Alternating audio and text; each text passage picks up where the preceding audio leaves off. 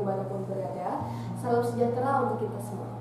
Senang sekali rasanya saya, Kamelia Rofisa Fitri, kembali hadir untuk menyapa sahabat Bawaslu sekalian dalam acara Mocio. Nah, sahabat Bawaslu, ada sedikit suasana yang berbeda dalam episode kali ini. Saat ini saya sedang berada di ruangan staf lantai 2 kantor Bawaslu Kota Tegal. Seperti biasa dalam acara Mocio, tentu saja saya tidak sendiri.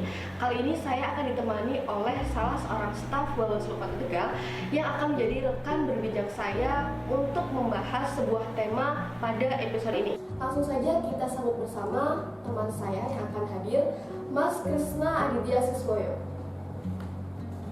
Selamat datang Mas Krisna. Ya, selamat datang Mbak Amel dan selamat pagi.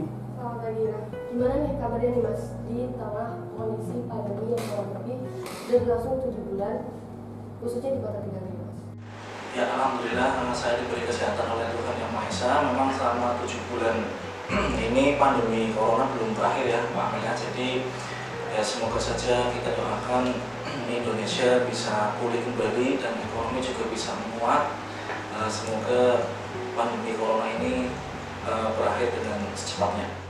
Nah, Mas Kris, sebelum kita memulai berbincang sebuah tema yang akan kita bahas, mungkin perlu dijelaskan, perlu disampaikan sedikit kepada sahabat Bawaslu sekalian, busana apa yang sedang kita pakai saat ini nih, Mas? Ya, sahabat Bawaslu sekalian, kita berdua itu memakai pakaian khas Tegalan ya. Ini juga memperkenalkan ke kota-kota yang lain bahwa busana kami adalah busana tradisional khas Tegalan. Gitu, Mbak Amel. Mas ini merupakan staf penyelesaian sengketa di Bawaslu Kota Tegal ya, Mas ya? Ya, betul sekali. Tema yang akan kita bahas pada episode 8 kali ini adalah mengenal upaya Bawaslu dalam menyelesaikan sebuah sengketa, baik itu pemilu maupun pemilihan. Jadi nanti sahabat Bawaslu, kita akan mengenal dasar-dasar dari sengketa, lalu bagaimana proses penyelesaiannya dan bagaimana sengketa itu dapat dimohonkan penyelesaiannya. Sahabat Bawaslu, perlu diketahui bersama bahwa dalam penyelenggaraan proses pemilu atau pemilihan, selain dapat terjadi pelanggaran, juga dapat terjadi sengketa. Nah, Mas Kris, untuk pertanyaan yang paling mendasar dulu nih Mas, kita berangkat dari pertanyaan paling awal. Bisa dijelaskan sengketa dalam pemilu atau pemilihan itu apa, Mas? Nah, sebelum kita bahas sengketanya nih Pak Amel, kita seragamkan dulu atau selaraskan dulu pengertiannya sengketa dalam pemilu atau pemilihan ya Mbak Amel ya. Jadi biar lebih jelaskan lagi, saya akan menjelaskan tentang pemilihan umum. Pemilihan umum adalah langkah pemilihan anggota DPR RI, dari mulai DPR RI, DPR provinsi, sampai dengan tingkat DPRD kabupaten kota yang lain, dan pemilihan DPD juga ya Mbak Amel yang non partai, dan juga pemilihan presiden dan wakil presiden Mbak Amel. Kalau untuk pemilihan sendiri itu pemilihan yang memilih untuk kepala daerah ya Mbak Amel ya. Untuk tingkat provinsi itu gubernur, kalau tingkat kabupaten kota itu bupati dan wali kota Mbak Amel. Berdasarkan Undang-Undang Nomor 7 Tahun 2017 Mbak Amel tentang pemilihan umum dan Undang-Undang Nomor 10 Tahun 2016 tentang pemilihan ya Mbak Amel ya, sengketa pemilu itu adalah sengketa yang terjadi antara peserta pemilihan umum dan penyelenggara pemilu Mbak Amel. Dan sengketa itu munculnya akibat dikeluarkannya keputusan KPU ya. Kalau di tingkat pemilihan umum itu berita acara dan surat keputusan yang dikeluarkan oleh KPU Republik Indonesia, KPU provinsi, dan KPU kabupaten kota. Sesuai dengan tingkatannya juga sih. Kalau pemilu kan secara nasional ya Pak Mel ya. Jadi menyeluruh, apapun keputusan KPU atau berita acara KPU yang dikeluarkan dari masing-masing tingkatannya itu bisa menimbulkan sengketa antar peserta pemilu Pak Mel. Lain juga dalam pemilihan juga sama, untuk objeknya juga surat keputusan dari KPU dan berita acara, cuma bedanya di tingkatannya Pak Mel. Kalau misalkan di pemilihan itu yang akan menjadi sengketa itu jika berita acara atau surat keputusan KPU yang dikeluarkan oleh KPU provinsi, jika itu pemilihan gubernur ya Pak Amel ya, dan KPU tingkat kabupaten kota jika pemilihan wali kota dan bupati gitu Pak Amel ya. Ya itu yang saya jelaskan tentang tadi pertanyaan Pak Amel yang tadi Pak.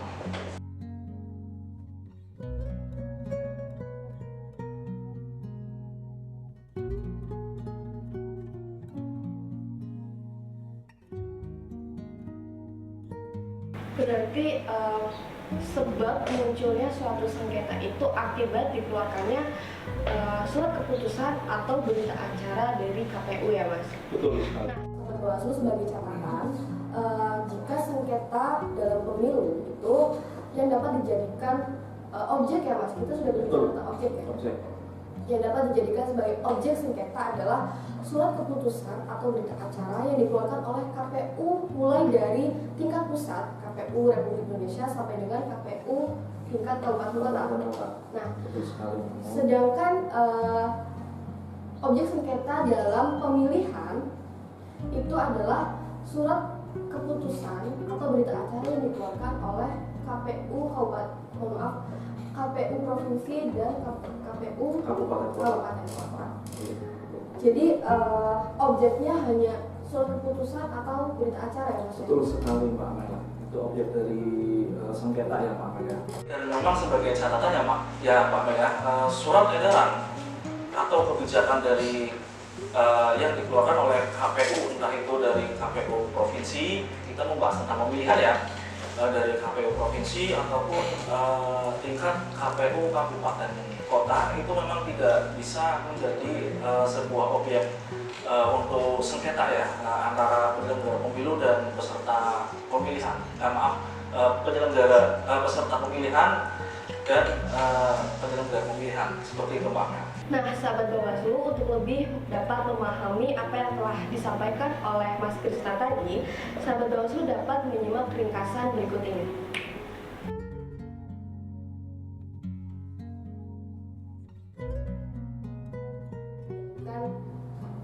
Jadi kita sudah tahu nih ya, sebab munculnya sengketa dan objek sengketa sendiri itu apa, baik pemilu maupun pemilihan. Nah Mas, kita sudah berbicara tentang sebab, kita sudah membahas objeknya dan batasan-batasan apa yang tidak dapat dijadikan sebagai objek sengketa. Sekarang yang perlu ditanyakan adalah sebetulnya siapa saja Mas yang dapat bersengketa dalam pemilu dan pemilihan? Subjeknya itu siapa? Ya Pak Amel, subjek untuk yang bisa bersengketa itu kita kan ada dibedakan ada dua nih, pemilihan umum dan pemilihan. Kita bahas yang pemilihan umum dulu ya Pak Amel ya. Jadi subjek yang bisa disengketakan, yang bisa bersengketa dalam pemilu adalah bakal calon partai politik peserta pemilu yang telah mendaftarkan diri di KPU masing-masing tingkatan ya, dari tingkat pusat sampai dengan tingkat kabupaten. Dan yang kedua adalah partai politik peserta pemilu, Pak Amel. Ya, terus calon anggota legislatif dari tingkat DPR RI sampai dengan DPRD tingkat kota kabupaten, hingga calon presiden dan wakil presiden yang tercantum dalam daftar calon sementara dan daftar calon tetap. Sedangkan dalam pemilihan Pak Amel, yang bisa bersengketa ialah bakal pasangan calon dan pasangan calon Pak Amel. Jadi seperti itu Pak Amel yang bisa saya jelaskan. Oke, Mas Kris, kita sudah tahu siapa saja yang bisa bersengketa ya Mas. Jadi sengketa itu bisa terjadi antara calon peserta dengan penyelenggara, maupun terjadi antar peserta maupun antar calon peserta, seperti itu ya Mas ya. Kemudian Mas Kris, kita ke mekanisme nih.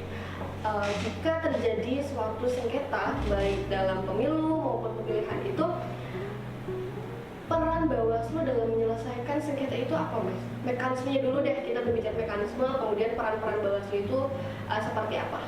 Mekanisme penyelesaian sengketa pemilu maupun pemilihan itu memang agak sedikit berbeda ya Mbak Amel ya. Jadi akan saya jelaskan satu-satu nih tata cara penyelesaian sengketanya. Kalau tata cara penyelesaian sengketa pemilihan umum itu tata caranya itu diselesaikan dengan metode mediasi ya Pak ya. Ya, mediasi dan adjudikasi. Nah, sebelum kita memasuki adjudikasi, kita akan membahas mediasi. Mediasi itu sendiri tahap awal dari penyelesaian sengketa proses pemilu ya, pemilihan umum ya. Kalau memang di situ terjadi dalam mediasi itu terjadi kesepakatan, kita tidak akan melakukan ke sidang adjudikasi. Tapi kalau misalkan dalam mediasi pemohon dan termohon itu tidak terjadi kesepakatan, itu kita berlanjut ke sidang adjudikasi. Jadi prosesnya itu 12 hari kerja ya Mbak Amel ya? 12 hari kerja berarti Senin, Selasa, Rabu, Kamis, sampai Jumat ya Mas ya? Jumat tidak termasuk dihitung hari libur ya, Sabtu atau Minggu. Itu 12 hari kerja sampai dengan putusan. Sebentar Mas, sebelum dijelaskan lebih lanjut, tadi dijelaskan dalam proses mediasi ada yang disebut sebagai termohon dan pemohon. Yang jadi pemohon itu siapa? Yang dijadikan termohon itu siapa Mas? Oke Pak Amel, untuk yang menjadi pemohon dan termohon pada proses penyelesaian sengketa pemilihan umum, pemohon itu adalah peserta pemilu yang mengajukan permohonan penyelesaian sengketa Pak Amel. Kalau untuk yang menjadi termohon itu adalah penyelenggara pemilu, dalam konteks ini adalah KPU ya, yang menyelenggarakan pemilihan umum. Teknisnya itu ya dari masing-masing tingkatan juga ya, karena ini pemilu bisa saja KPU RI atau sampai dengan tingkat kabupaten kota. Dan ini kita bahas penyelesaian sengketa pemilihan ya Pak Amel. Kita tadi sudah membahas masalah pemilihan umum. Oke Mbak Amel, saya akan menjelaskan tentang penyelesaian sengketa pemilihan ya. Di sini kalau proses penyelesaian sengketa pemilihan itu dengan metode musyawarah Mbak Amel ya, berbeda ya memang dengan pemilihan umum. Kalau pemilihan umum kan ada metode mediasi dan adjudikasi. Kalau di pemilihan itu hanya metode musyawarah, dari musyawarah tertutup sampai dengan musyawarah terbuka, sampai dengan terjadinya putusan yang dalam musyawarah itu ya Pak Amel ya. Jadi kalau dalam pemilihan itu musyawarah itu dibagi menjadi dua Pak Amel. Ada musyawarah tertutup dan musyawarah terbuka. Kalau musyawarah tertutup itu berjangka waktu 2 hari paling lama ya. Selanjutnya musyawarah terbuka itu diselesaikan dalam 12 hari kalender, bukan 12 hari kerja. Nah, kalau pemilihan umum memang 12 hari kerja, tapi kalau untuk di pemilihan itu 12 hari kalender sampai dengan terjadinya putusan. Dan memang sifat putusan antara pemilihan umum dan pemilihan itu berbeda. Kalau putusan di pemilihan umum itu sifatnya final dan mengikat, tetapi kalau putusan di pemilihan, penyelesaian sengketa pemilihan itu hanya bersifat mengikat, Artinya belum final ya, belum dikatakan final. Iya, betul. Nah, Mas, tadi disinggung mengenai musyawarah tertutup dan musyawarah terbuka. Siapa saja yang berperan dalam musyawarah itu, Mas? Jadi Bawaslu itu di situ berperannya sebagai apa, Mas? Apakah sama seperti mediasi dan adjudikasi ataukah lain? Ya, betul Pak Amel. Jadi peran Bawaslu dalam musyawarah ya, ini dalam konteks musyawarah itu keterlibatannya pemohon dan termohon sama dengan pada saat pemilihan umum ya. Ya memang peran dari Bawaslu itu sama seperti dalam pemilihan umum ya, sebagai mediator juga. Ini kan musyawarah mungkin hanya istilah ya. Mediasi juga masih kita sebut juga musyawarah. Cuma kalau ini kan pemilihan musyawarah mungkin dalam bentuk banyak orang. Outputnya adalah putusan ya, Mas? Ya, outputnya juga putusan yang sifatnya itu mengikat ya, tidak final. Itu seperti itu. Dan memang dalam musyawarah ini itu diselesaikan sampai dengan putusan kan 12 hari kalender ya Pak Amel ya. Apapun itu sepakat atau tidak sepakat, tetap outputnya adalah putusan. keputusan. Harus putus di jangka waktu 12 hari. 12 hari. Nah, itu Mbak Amel, betul sekali. Nah Mas, ada nggak sih perbedaan antara musyawarah tertutup dan musyawarah terbuka itu? Perbedaannya adalah memang kalau untuk musyawarah tertutup itu hanya yang terlibat hanya pemohon, termohon, dan Bawaslu ya, Bawaslu sendiri sebagai mediator, penengah ya. Itu kalau musyawarah tertutup. Tetapi kalau musyawarah secara terbuka itu bisa melibatkan banyak orang ya, Mbak Amel. Nah itu dari warga sipil atau yang lain itu bisa untuk mengikuti musyawarah secara terbuka seperti itu, Mbak. Sahabat Bawaslu, untuk bisa lebih detailnya lagi, mungkin sahabat Bawaslu ingin mencatat apa yang tadi sudah disampaikan oleh Mas Krisna. Kembali kita saksikan layar berikut ini yang berisi tentang apa saja mulai dari subjek sengketa sampai dengan mekanisme dan tata cara serta peran Bawaslu dalam menyelesaikan sengketa, baik itu dalam pemilu maupun pemilihan.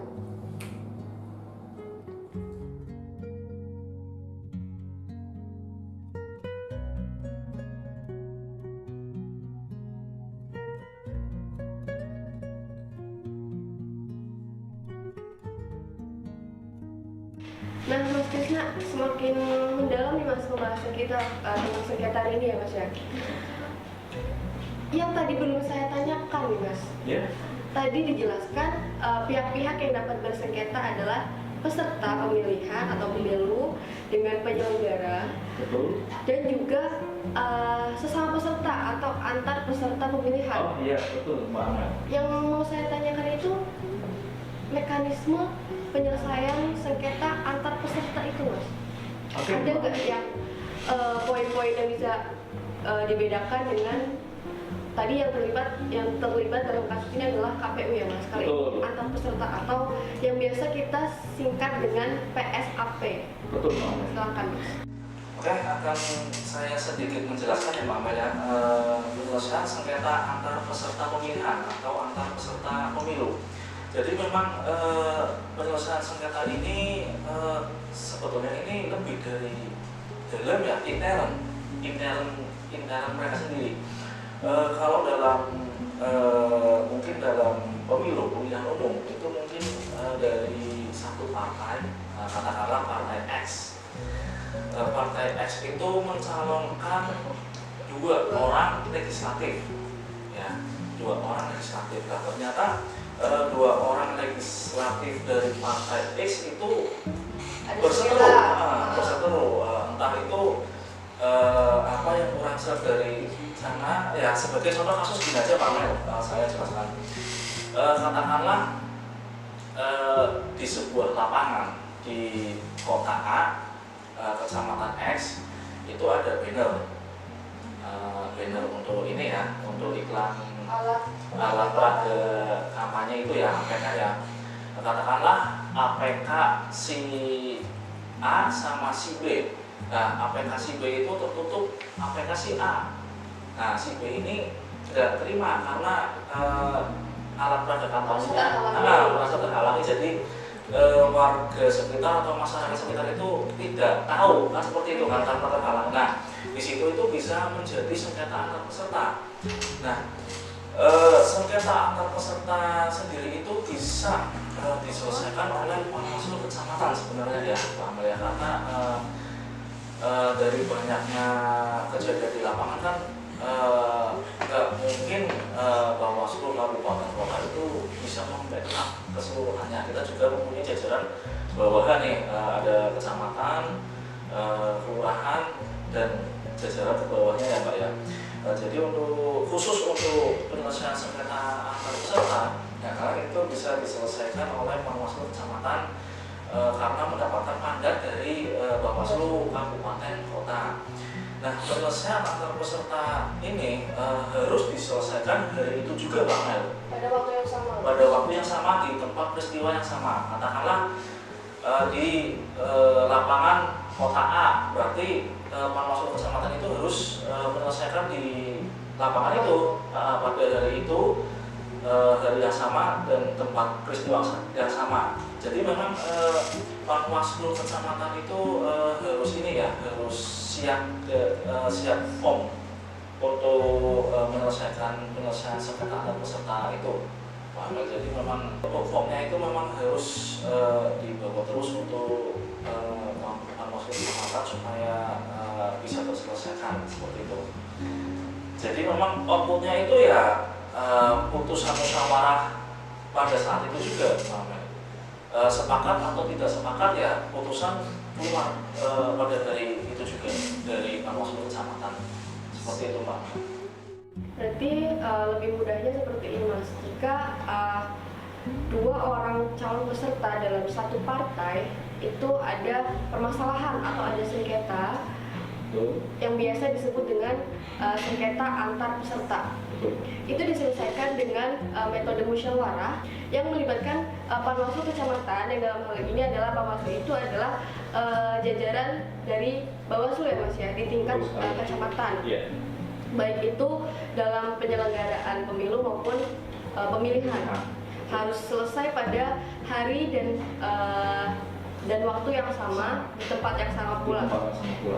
Tadi kita sudah mengerti bagaimana mekanisme penyelesaian sebuah sengketa, tapi kita belum tahu nih Mas, bagaimana sengketa itu baik pemilu maupun pemilihan dapat dimohonkan, dapat diselesaikan sengketanya. Misalnya tidak mungkin nih ada sengketa tahu-tahu ini harus diselesaikan seperti itu. Jadi mekanisme sebuah sengketa dapat dimohonkan penyelesaian kepada Bawaslu biar Bawaslu bisa berperan. Itu seperti apa Mas mekanismenya Mas? Ya, baik Pak Amel, akan saya coba jawab. Untuk mekanismenya itu adalah pemohon ya, pemohon dalam arti peserta pemilu atau pasangan calon itu bisa datang langsung ke kantor Bawaslu kota kabupaten atau sesuai dengan tingkatannya ya Pak Amel ya. Itu melaporkan yang disengketakan dan harus ada objeknya ya Pak Amel, entah itu objeknya surat keputusan atau berita acara yang dikeluarkan oleh KPU. Berarti ini bukan yang antar peserta ya Mas ya? Iya, kalau ini penyelesaian sengketa proses pemilu atau pemilihan. Kalau yang antar peserta kan kita harus diselesaikan pada saat itu juga di tempat yang sama. Kalau ini kan permohonan penyelesaian sengketa, jadi si pemohon itu harus datang langsung atau bisa saja dengan secara online ya. Kalau secara online kan itu nanti bisa di websitenya Bawaslu secara resmi. Kita berbicara secara langsungnya saja ya. Permohonan secara langsung. Nah, jadi kalau permohonan secara langsung itu pemohon itu datang langsung ke kantor Bawaslu kabupaten kota atau sesuai dengan tingkatannya dan menyengketakan objeknya dan serta membawa alat-alat bukti yang akan disengketakan Pak Amel. Nah, di situ nanti petugas dari Bawaslu sendiri itu akan menerima laporan dan mencatat untuk memverifikasi ya Pak Amel ya tentunya. Nah, di situ akan disodorkan formulir permohonan dari petugas Bawaslu sendiri untuk si pemohon mengisi permohonannya. Nah, setelah si pemohon sudah mengisi permohonannya, di situ akan diberikan tanda terima permohonan seperti itu. Sebenarnya banyak sih Pak Amel, kalau dijelaskan satu-satu ya mungkin bisa panjang. Formnya ya Mas? Ya. Oke Mas, setelah sebuah sengketa dimohonkan penyelesaiannya kepada Bawaslu, apakah sengketa itu bisa dinyatakan gugur atau tidak dapat diproses? Bisa Pak Amel. Nah, jadi sengketa yang sudah dimohonkan ya itu bisa dinyatakan gugur dan itu harus memenuhi syarat terlebih dahulu Pak Amel. Nah, kita tadi belum berbicara mengenai syarat-syarat yang harus dipenuhi dalam sebuah permohonan sengketa ya Mas ya? Syarat yang harus dipenuhi adalah syarat formil dan syarat materialnya ya Pak Amel ya. Untuk syarat formil sendiri itu yang dipenuhi adalah identifikasi pemohon Pak Amel. Kalau untuk syarat material yang harus dipenuhi adalah bukti-bukti, terus terjadinya peristiwa dan lain sebagainya, termasuk salah satunya adalah objek yang akan disengketakan itu kan juga masuk di syarat material. seperti itu Pak Mel untuk pemenuhan syaratnya. Untuk gugurnya permohonan sengketa itu harus memenuhi syarat. Jadi antara pemilihan umum dan pemilihan itu agak sedikit berbeda ya Pak Mel ya. Jadi kalau untuk di pemilihan umum itu syarat gugurnya permohonan sengketa: satu, pemohon meninggal dunia; kedua, pemohon mencabut permohonannya; ketiga, pemohon itu 2 kali berturut-turut tidak datang untuk melakukan mediasi. Dan yang keempat itu si pemohon 2 kali berturut-turut tidak datang sidang adjudikasi. Ini karena pemilu ya, konteksnya pemilu, jadi ada mediasi dan adjudikasi. Yang kelima, termohon itu sudah memenuhi tuntutannya pemohon sebelum dilakukan mediasi atau permohonan sengketa itu ditindaklanjuti oleh Bawaslu Kabupaten Kota Pak Mel. Nah, saya akan menjelaskan yang dalam konteks pemilihan ya Pak Mel ya. Jadi kalau untuk konteks pemilihan itu sendiri, syarat gugurnya permohonan sengketa itu adalah: satu, si pemohon meninggal dunia; kedua, si pemohon mencabut permohonannya; yang ketiga, si pemohon 2 kali berturut-turut tidak hadir dalam musyawarah ya, karena ini konteks pemilihan jadi musyawarah; dan yang keempat, termohon sudah memenuhi tuntutannya sebelum dilakukannya sengketa proses pemilihan itu ditindaklanjuti oleh Bawaslu Kabupaten Kota. Itu untuk syarat gugurnya permohonan sengketa Pak Mel antara pemilihan umum dan pemilihan. Jadi itu Pak Mel. Nah, sahabat Bawaslu, setelah kita tadi mengetahui mekanisme suatu sengketa dapat dengan penyelesaiannya, kemudian syarat-syarat terpenuhinya sebuah sengketa, dan syarat-syarat sengketa tersebut dapat gugur atau tidak dapat dimohonkan penyelesaiannya seperti apa, dapat dilihat secara jelas dalam uraian berikut ini.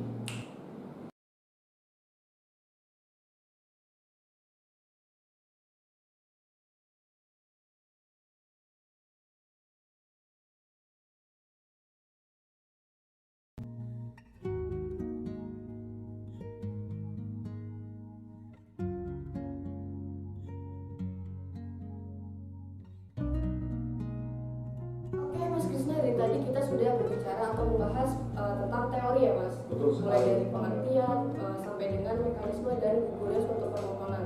Setelah kita membahas teori Mas, satu pertanyaan penutup Mas. Sebagai pertanyaan penutup, mungkin Mas Krisna bisa cerita pengalaman Mas Krisna selama di Bawaslu Kota Tegal. Apakah ada Mas Krisna pernah terlibat dalam sebuah penyelesaian sengketa baik itu pemilu maupun pemilihan Mas?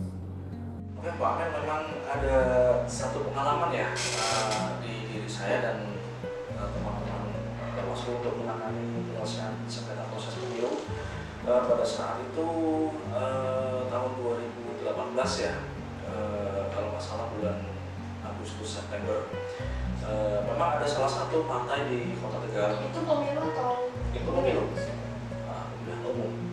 Itu masih tahapan ya, masih tahapan awal, belum sampai tahapan yang mendalam.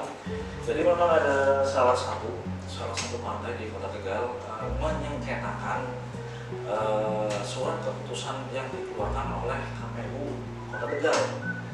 Nah, di situ disengketakan itu si pemohon itu meminta untuk menyelesaikannya.